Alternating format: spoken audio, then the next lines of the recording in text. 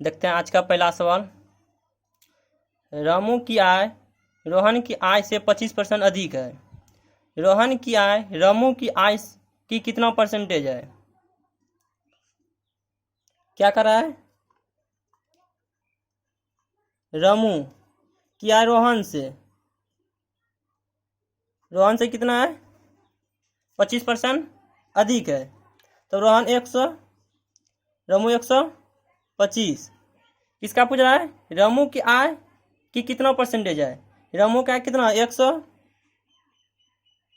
रामू के 125 गुने में 100।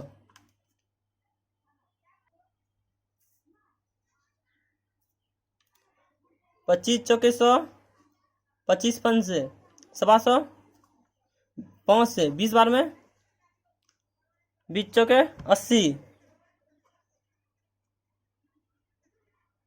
80%। Option B. देखते हैं अगला सवाल।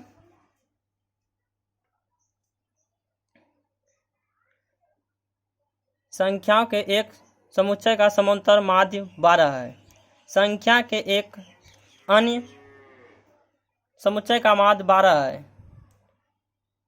15 है। यदि दोनों समुच्चय का संयुक्त माध्य 12.5 हो तो दोनों समुच्चय के आवृत्ति का अनुपात क्या होगा? यानी कि दो संख्या है, पहला और दूसरा। एक का समांतर माध्य कितना है? 12, दूसरे का 15। यानी कि दोनों का कितना दिया हुआ है? माध्य 12.5। एलिगेशन लगाते हैं इस सवाल में।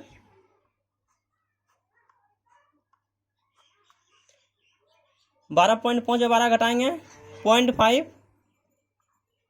15 में 12.5 घटाएंगे कितना? 2.5। पॉइंट उड़ा दिए, 10 10 कैंसिल हो जाएगा। 5 का 5 5 25। यानी कि दोनों समुच्चय का समांतर माध्य कितना निकला? 5:1। आंसर ऑप्शन कौन? बी। देखते हैं अगला सवाल। क्या कह रहा है? 2 साल के लिए 2000 पर 3% चक्रवृद्धि ब्याज ज्ञात करें। 2000 का 3% के दर से बटे में 120 दिया 60 रुपया। फिर 60 का 3 बटे में 100, 36 18। एक अंक के बाद दशमलव लग जाएगा। 2 साल के कह रहा था। 2 साल का अनुपात क्या होता है? 2:1। 2:1। पहले साल में कितना होगा? 60 रुपया। दूसरे में 1 रुपया 80 पैसा। तो 60 दूनी 120 प्लस में 1.8। तब कितना हो गया? 120 और 121.8 रुपया। Option B. क्या करा था? 2 साल के लिए 2000 पर 3% चक्रवृद्धि ब्याज ज्ञात करें।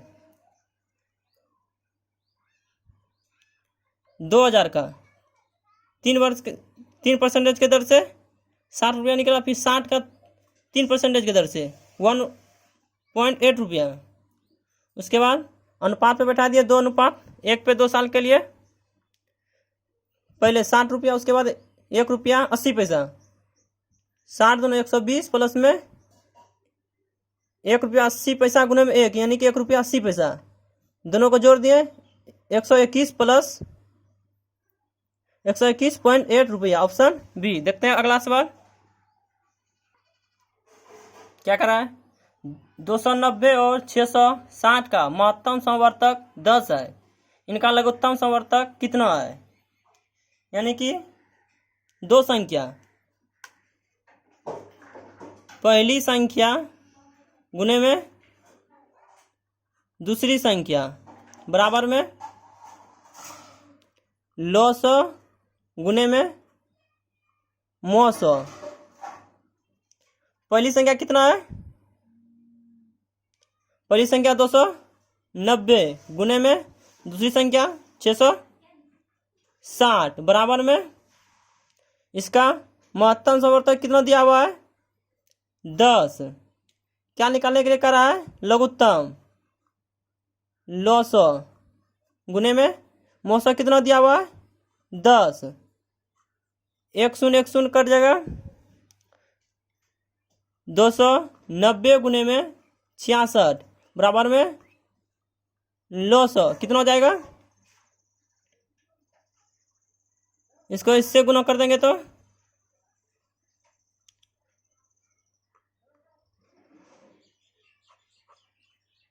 इतना, यानी कि ऑप्शन ए। क्या कह रहा था? 290 और 660 का महत्तम समवर्तक 10 है। इनका लघुत्तम समवर्तक कितना है? यानी कि पता है पहली संख्या गुने में दूसरी संख्या बराबर में लौ सौ गुने में मौ सौ। पहली संख्या दिया हुआ था 290 गुने में दूसरी संख्या 660 बराबर में लौ सौ गुने में मौ सौ कितना दिया हुआ है? 10। एक शून्य कट गया। 290 गुने में 66। 290 गुने 66 कितना हुआ? 19,140। 19,140। देखते हैं अगला सवाल क्या कर रहा है? एक टैंक 2 नल ए और बी क्रमशः 5 घंटे और 15 घंटे में भर जा सकता है। नल सी टैंक को 5 घंटे में खाली कर सकता है। यदि सभी तीनों नल एक साथ खोले जाते हैं तो टैंक को पूरी तरह से भरने में कितना समय लेगा? यानी कि एक नल ए 5 घंटे में, बी 15 घंटे में भरा जा सकता है कहता है। और एक नल है सी जो कि 5 घंटे में खाली कर सकता है। खाली करने वाला इसलिए माइनस लगाते हैं, खाली कर सकता है। यदि तीनों नल एक साथ खोले जाते हैं तो टैंक को पूरी तरह से भरने में लगभग कितना समय लगेगा? यानी कि तीनों का एलसीएम ले लेते हैं। तीनों का एलसीएम 15 एलसीएम 5 15 5 का 5 से एक बार में, 3 बार में, एक बार में, यानी कि 5 गुना 3 यानी कि 15। यानी कि कुल कम कितना है? 15। यानी कि ए को कुल कम कितना? एक दिन में कितना करता है? 5। तो 15 कम करने में कितना दिन लगेगा? 3 दिन। बी को कितना कम, कितना दिन लगेगा? 1 दिन। सी को कितना दिन में खाली कर सकता है? 3 दिन में। कहता है तीनों पाइप को एक साथ खोला जाता है, यानी कि 3 1 4 दोनों भरने वाला है। 3 + 1 4 और खाली कितना करता है? 3 - 3 बचता है कितना? 1। यानी कि 4 भरता है, 3 खाली कर देता है, बचता है कितना? 1। तब कितना देर लगेगा? 15/1 यानी कि 15 दिख नहीं रहा है। 15/1 यानी कि 15 घंटा। Option C. अब देखते हैं अगला सवाल क्या कहता है? सामान का 2/3 भाग 6% लाभ पर और शेष भाग 3% हानि पर बेचा। यदि 540 हो तो सामान की कुल कीमत क्या थी? यानी कि 2/3 भाग, 2/3 भाग कुल कितना है? 3। 2 बेच दिया है, यानी कि कुल को 300 मान लेते हैं। 300 2 भाग यानी कि 200 बेच चुका है, बचा कितना? 100।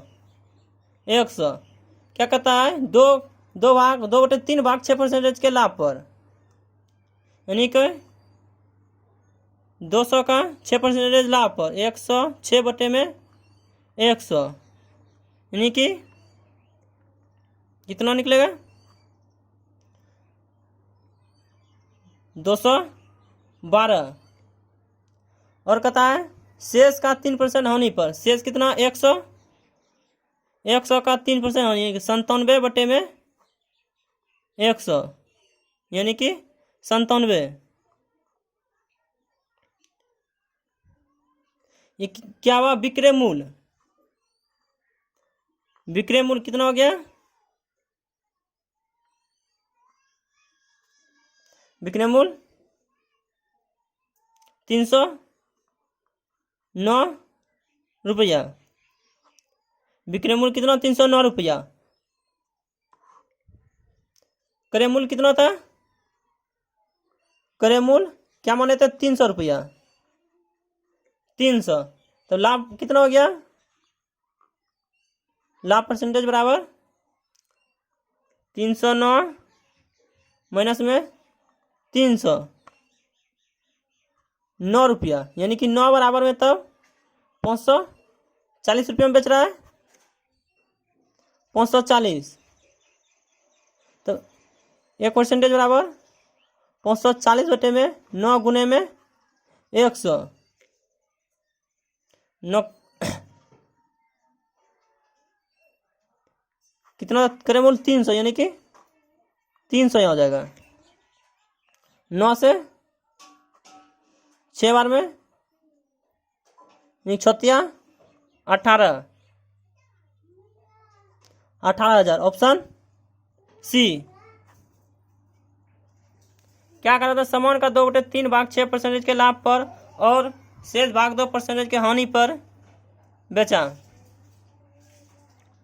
540 रुपया हो तो सामान की कुल कीमत क्या थी, यानी कि 2/3 था, यानी कि 2/3 यानी कि 3 को 300 मान लिए 2 भाग बेच चुका है, बचा कितना एक भाग, यानी कि 200 बिका है 100 इधर कुल कितना 300, यानी कि 200 क्या कर रहा था 6% के लाभ पर 200 का 6% लाभ 106 में 100 और शेष को 3% के हानि पर, यानी कि 100 गुने में 97 में 100। तो विक्रय मूल्य कितना हो गया 212 प्लस में 97 यानी कि 309। क्रय मूल्य कितना था मेरा 300 रुपया। तो लाभ परसेंटेज कितना हो गया 9। तो 9 बराबर की यही कितना दिया हुआ है 540। 9 बराबर 540 और तो कुल कीमत यानी कुल कितना है 300 यानी कि 18,000। देखते हैं अगला सवाल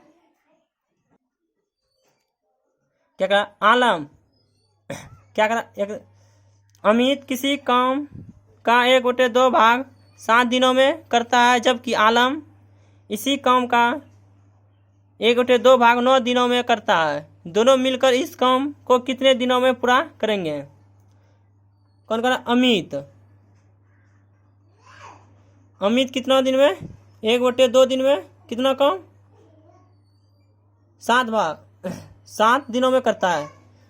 1/2 भाग कितना दिन में 7 दिन में,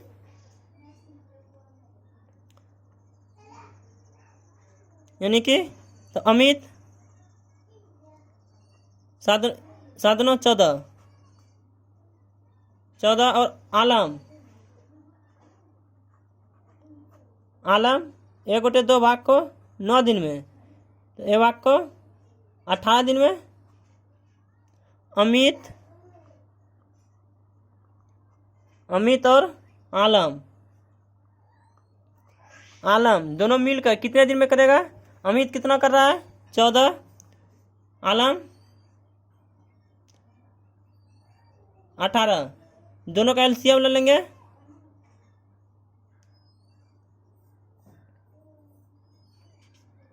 दोनों का एलसीएम 126। तो अमित कितना दिनों में कुल काम 126 है, तो अमित कितना दिन लगा कम करने में 9 दिन, आलम 7 दिन। दोनों मिल करके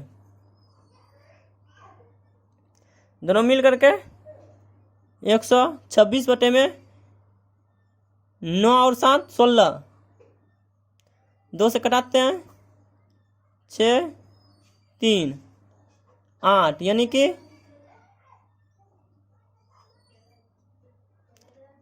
63/8 दिन। ऑप्शन कौन सा गया? ए। देखते हैं अगला सवाल।